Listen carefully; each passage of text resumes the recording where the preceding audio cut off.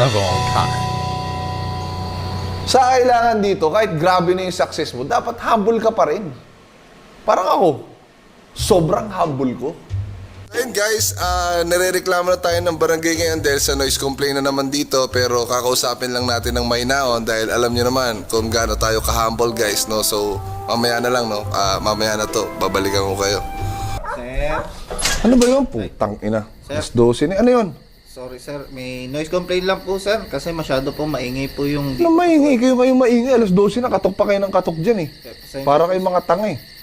Sir, pumasok lang yung report po sa amin, yan lang po eh. Hindi mo ba ako kilala? Si Kong TV ako, vlogger ako. Meron akong 8 million subscribers. Tapos kakatokin mo ako dito ng gantong oras?